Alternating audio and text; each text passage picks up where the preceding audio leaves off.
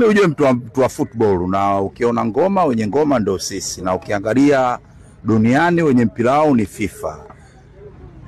Utakiwi tena tujaji kwamba alipata labda ile nafasi sijui kwa staili gani, mradi kwa mafifa amemuizinisha. Sisi tuko nao sisi watu wa football. Hata ukiangalia sio yeye peke yake, kuna ule dada mmoja na kuna wale Skaria, wote nao wamepata hiyo nafasi. Kwa hiyo ni jambo la faraja, jambo la heri. Sisi wote ni watu wa mpira wa miguu, ndio starehe yetu. Kwa mfano kama mimi sina starehe yote zaidi ya football, ndio starehe yangu, na kushiriki ibada tukakaa.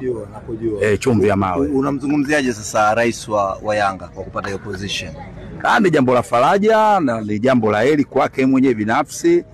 Amepambana kadiri ya uwezo wake ndio ilipofikia. Ni jambo kwa kweli la kumpongeza, na ukiangalia kila mtu anataka nafasi yake ipate, lakini ikifika wakati utafanikiwa kuipata. Nampongeza kwa hichi ambacho alichokifanya na hichi alichokipata kaka. Maana hii ni nafasi kubwa, bila shaka inaongeza uzoefu katika karia yake ya mpira.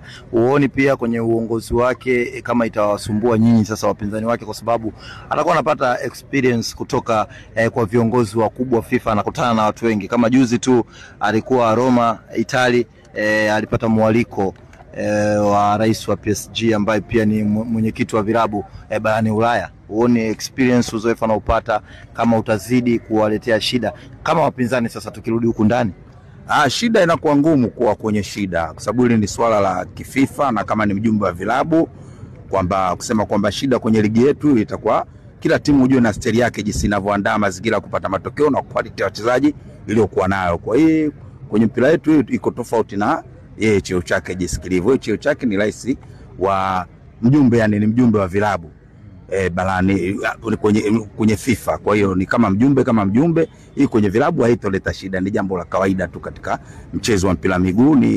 Ni kumpongeza kwa hiyo hatua ambayo aliyoifikia. Hata mimi chumvi ya mawe vile vile natamani vile vile niwe shabiki bora vile vile FIFA nao wanitambue. Kwa hiyo ni jambo la heri. Kwa hiyo ni jambo kwa kweli la kumpongeza.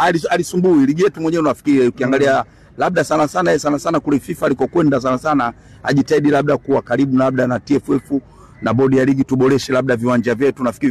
Nafikiri vingi vimekuwa havina ile quality ya kupiga mipasi mingi ambayo kana kwamba mimi napenda kufarijika. Viwanja vingi vinakuwa kama kile sani cha kukanga bisi ile muda mwingi kinarukaruka.